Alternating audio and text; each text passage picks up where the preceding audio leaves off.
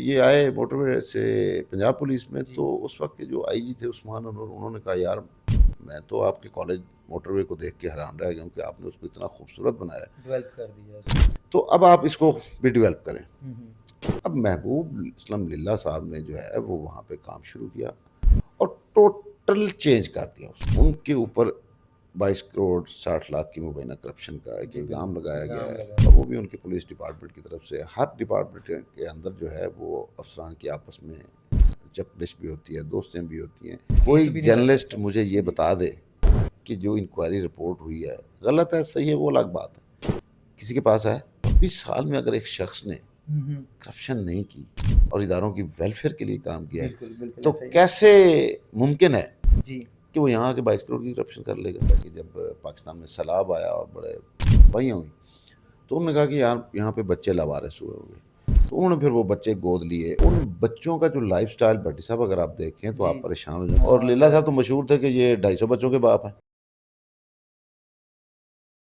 السلام علیکم ناظرین، میں ہوں عمران بھٹی اور آج ہم بات کریں گے ڈی آئی جی محبوب اسلم کے حوالے سے مبینہ کرپشن کا الزام لگایا، اور اس حوالے سے ہمیں آگاہ کریں گے۔ ہمارے ساتھ ہیں ہمارے بہت ہی سینئر میاں عابد صاحب، یہ ہمیں بتائیں گے کیا یہ کرپشن ہوئی ہے یا صرف یہ الزامات تک ہی محدود ہیں۔ السلام علیکم سر۔ وعلیکم السلام سر کیسے ہیں آپ؟ میں ٹھیک ہوں سر بہت زیادہ شکریہ، آپ نے اپنے بیزی شیڈول سے ہمیں تھوڑا سا ٹائم دیا ہے۔ تو سر یہ بتائیے گا یہ جو کرپشن کے حوالے سے جو خبریں اب ہائی لائٹ ہو رہی ہیں اس پر آپ کیا کہتے ہیں؟ یار میں سمجھتا ہوں بھٹی صاحب کہ یہ صرف اور صرف ایک شخص کا میڈیا ٹرائل کیا جا رہا ہے۔ اس کی وجہ یہ ہے کہ ایک بندہ جب پولیس سروس آف پاکستان میں آتا ہے نا تو پہلا عہدہ اس کا ہوتا ہے اے ایس پی، ٹھیک ہے۔ اے ایس پی کے بعد وہ فیلڈ میں پوسٹنگ لیتا ہے، اس کے بعد وہ ایس پی بنتا ہے، ایس پی کے بعد وہ ایس ایس پی بنتا ہے، اس کے بعد پھر وہ ڈی آئی جی بنتا ہے۔ اب محبوب اسلم للہ جو ہیں یہ جب ڈی آئی جی پروموٹ ہوئے تو ان کو پوسٹنگ ملی ٹریننگ کالج چون کے کمانڈنٹ کی۔ 4 سال وہ وہاں پہ رہے، اس کے بعد ان کو بھیجا گیا پنجاب پولیس میں۔ جب پنجاب پولیس میں آئے تو اس وقت ان کی پوسٹنگ ہوئی ٹریننگ کالج چون میں۔ وہاں پہ انہوں نے تقریباً 2.5 سال جو ہے وہ سرو کیا، سروس کی۔ اور اس کالج کی ہم چونکہ بڑے عرصے سے کرائم کو دیکھ رہے ہیں اور کرائم رپورٹنگ کر رہے ہیں تو اکثر آنا جانا ٹریننگ کالج میں ہوتا تھا۔ تو وہ جیسے ایک کھنڈرات نہیں دیتے تھے کہ عجیب سی بلڈنگ تھی، حالانکہ ایریا بہت وسیع تھا لیکن اس کے باوجود بلڈنگ کے کوئی حال نہیں تھا۔ جو وہاں پہ لوگ پورے پنجاب سے ٹریننگ کرتے آتے ہیں پولیس اہلکار، وہ بیچارے عجیب سی حالات میں رہتے تھے۔ کوئی صفائی ستھرائی کا نظام نہیں تھا، کوئی پلانٹیشن نہیں تھی، اور اس کے علاوہ جو کھانے کا سسٹم تھا وہ بھی انتہائی ناقص تھا۔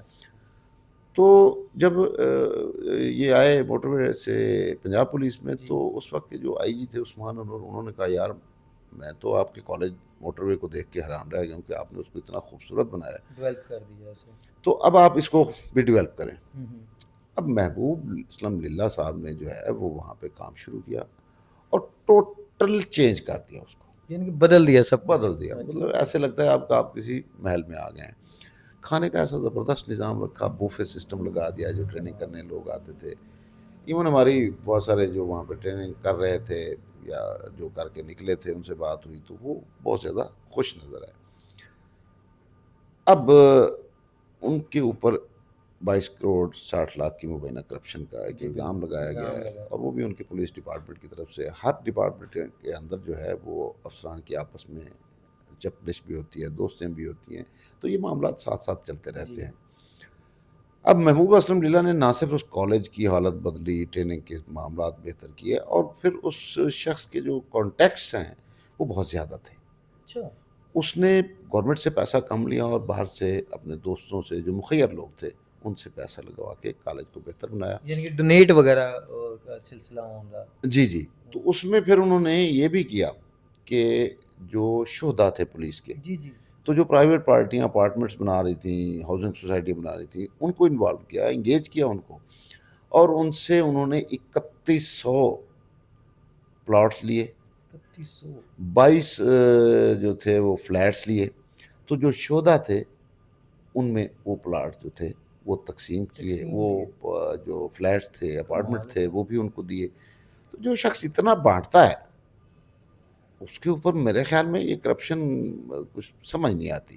دوسری بات یہ ہے جی کہ آئی جی آفس سے ہمیں بتایا گیا جی کہ انٹرنل انکوائری ہوئی ہے. جی جی اب وہ انکوائری رپورٹ کسی کے پاس نہیں ہے. میں تو اپنے صحافی بھائیوں پہ بڑا حیران ہوں اچھا کہ جب ہم کسی شخص کے اوپر الزامات کی بچھاڑ کرتے ہیں تو ہمارے پاس ایویڈنس ہونا چاہیے. ایویڈنس اس کے بغیر تو بندہ کیس کوئی بھی نہیں کر جرنلسٹ سکتا. مجھے یہ جی. بتا دے کہ جو انکوائری رپورٹ ہوئی ہے غلط ہے صحیح ہے وہ الگ بات ہے. کسی کے پاس ہے نہیں تو ابھی صرف اگر آپ کو ایک شخص کہتا ہے کہ اس کو گالی دے دو تو آپ گالی دے دیں گے. تو نہیں یہی ایسا. کچھ ہو رہا ہے. تو سر آپ کیا کہتے ہیں اس کیس کا؟ تو آپ نے پورا وہ کیا ہاتھا ہی بدل دیا ہے. آپ نے بتایا ڈیلیور بھی کر دیا کہ ایسا نہیں ہو سکتا. اور یہ جو کرپشن کا کہا گیا اور یہ تو ان کی اگر ان کی ڈیزنیشن کو دیکھا جائے تو یہ کچھ بھی نہیں ہے. یہ تو عام سے پیسے ہیں ان کے لیے. پھر اگر ان کی ایسی لائف ہے. یہ دوسری بات بھٹی صاحب اس میں یہ دیکھیں کہ 24 سال تقریباً اس کے کیریئر کو ہو گیا پولیس میں.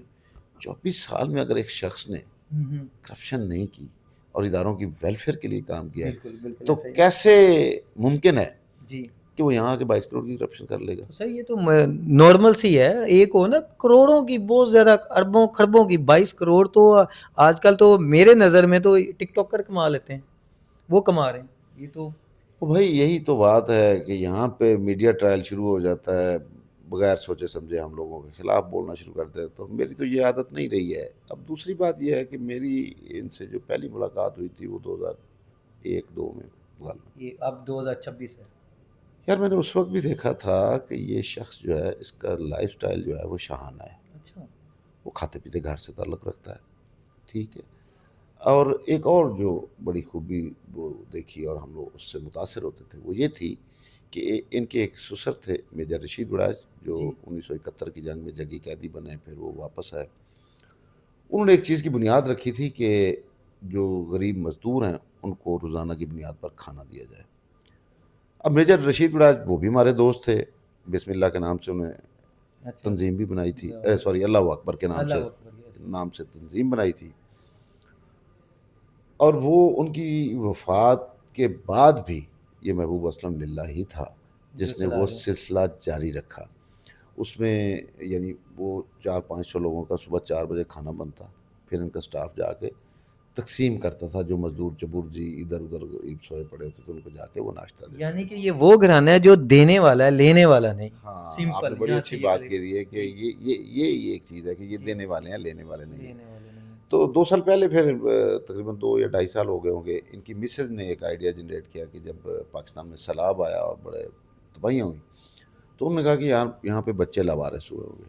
تو انہوں نے پھر وہ بچے گود لیے. ان کے لیے اعلیٰ تعلیم اعلیٰ کھانا اور اس حد تک کہ اب تقریباً 272-73 بچے جو ہیں وہ ان کے پاس ہیں جو لاوارث تھے کہ 7 گھر انہوں نے لاہور میں لیے ہوئے ہیں رینٹ کے اوپر. رینٹ پر.